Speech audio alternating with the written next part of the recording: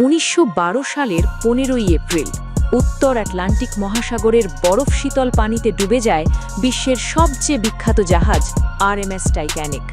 2 ঘন্টা 40 মিনিটের সেই বিভীষিকা কেড়ে নিয়েছিল 1500-রও বেশি মানুষের জীবন। কিন্তু প্রশ্ন হলো, সেই মানুষগুলো কি সত্যিই চিরতরে হারিয়ে গেছে, নাকি তাদের কিছু আত্মা আজও আটকে আছে সেই বরফাচ্ছন্ন সমুদ্রের অন্ধকারে?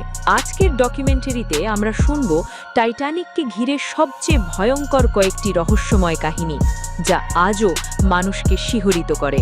টাইটানিক ডুবে যাওয়ার বহু বছর পর উত্তর আটলান্টিক অঞ্চলে মাছ ধরতে যাওয়া কিছু জেলে দাবি করেন, নির্দিষ্ট কিছু রাতে তারা সমুদ্রের বুক থেকে মানুষের চিৎকার শুনেছেন। প্রথমে তারা ভেবেছিলেন এটি হয়তো বাতাসের শব্দ, কিন্তু অনেকেই জানান তারা স্পষ্টভাবে শুনেছেন হেল্প আস, সেভ আস। কেউ কেউ আবার নারীদের কান্নার আওয়াজও শুনেছেন বলে দাবি করেন। সবচেয়ে অদ্ভুত বিষয় হলো, সেই এলাকায় আশেপাশে কোনো জাহাজ বা মানুষের উপস্থিতি ছিল না। অনেক নাবিক বিশ্বাস করেন টাইটানিকের শেষ মুহূর্তের আতঙ্ক যেন এখনও সমুদ্রের বুকে প্রতিধ্বনিত হয়। 1960-এর দশকে একটি মালবাহী জাহাজের কয়েকজন ক্রু সদস্য দাবি করেন, ঘন কুয়াশার রাতে তারা সমুদ্রের ওপর অদ্ভুত কিছু ছায়া মূর্তি দেখতে পান। দূর থেকে মনে হচ্ছিল মানুষ লাইফ জ্যাকেট পরে পানিতে ভাসছে। ক্যাপ্টেন জরুরি উদ্ধার অভিযান শুরু করেন, কিন্তু জাহাজ কাছে পৌঁছতেই সবকিছু অদৃশ্য হয়ে যায়। সেখানে আর কাউকে দেখা যায়নি। পরে ঘটনাস্থল পরীক্ষা করে জানা যায় এটি টাইটানিক ডুবে যাওয়ার এলাকার খুব কাছাকাছি ছিল। ক্রুদের অনেকেই পরে শপথ করে বলেন, আমরা মানুষ দেখেছিলাম, তারা সাহায্য চাইছিল। টাইটানিকের সবচেয়ে আলোচিত কিংবদন্তিগুলোর একটি হলো এক নারী যাত্রীর আত্মা। কথিত আছে কয়েকটি জাহাজের নাবিকরা গভীর রাতে সাদা পোশাক পরা এক নারীকে ডেকের কিনারায় দাঁড়িয়ে থাকতে দেখেছেন। তার চুল বাতাসে উড়তে থাকে, মুখে থাকে গভীর বিষণ্ণতা। জাহাজ কাছে গেলেই তিনি মিলিয়ে যান। অনেকে বিশ্বাস করেন তিনি টাইটানিকের কোনো প্রথম শ্রেণীর যাত্রী, যিনি শেষ মুহূর্ত পর্যন্ত বাঁচার অপেক্ষায় ছিলেন। যদিও এর কোনো প্রমাণ নেই, তবুও এই গল্প সমুদ্র যাত্রীদের মধ্যে আজও প্রচলিত। 20 শতকের মাঝামাঝি সময়ে কিছু অপেশাদার রেডিও অপারেটর দাবি করেছিলেন তারা অদ্ভুত সংকেত পেয়েছিলেন। সেই সংকেতগুলো নাকি টাইটানিকের শেষ SOS বার্তার মতো শোনাতো। একজন অপারেটর জানান তিনি একটি অস্পষ্ট কণ্ঠ শুনেছিলেন, আমরা এখনও এখানে আছি। বিজ্ঞানীরা অবশ্য এসবকে বেতার তরঙ্গের বিকৃতি বা অন্য সংকেতের প্রতিফলন বলে ব্যাখ্যা করেছেন।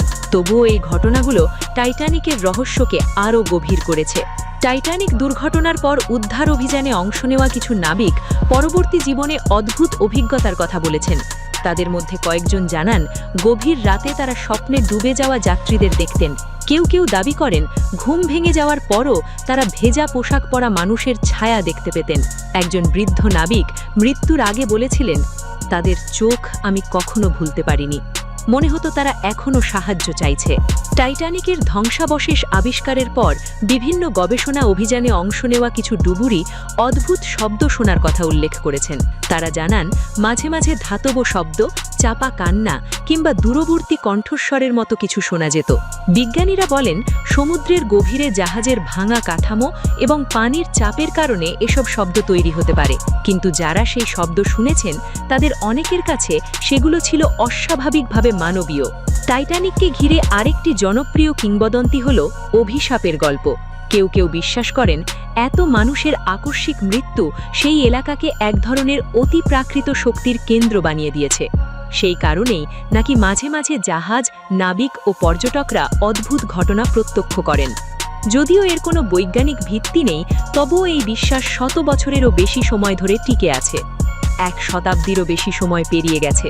সমুদ্রের প্রায় 12,500 ফুট গভীরে আজও শুয়ে আছে টাইটানিকের ভগ্নাবশেষ। সেখানে হয়তো শুধু মরিচা ধরা লোহা আর ভাঙা স্মৃতিই রয়েছে, অথবা হয়তো এখনও ভেসে বেড়ায় সেই রাতের আতঙ্ক, কান্না আর অসমাপ্ত গল্পগুলো। যখন উত্তর আটলান্টিকের কুয়াশাচ্ছন্ন সমুদ্রে গভীর রাত নামে, তখন কিছু নাবিক এখনও দাবি করেন তারা দূরে মানুষের আর্তনাদ শুনতে পান। সত্যি হোক বা কল্পনা, টাইটানিকের গল্প আমাদের মনে করিয়ে দেয় ইতিহাসের কিছু ট্র্যাজেডি কখনো পুরোপুরি হারিয়ে যায় না। তারা বেঁচে থাকে স্মৃতিতে, কিংবদন্তিতে আর কখনো কখনো মানুষের ভয়ের গভীরতম অন্ধকারে।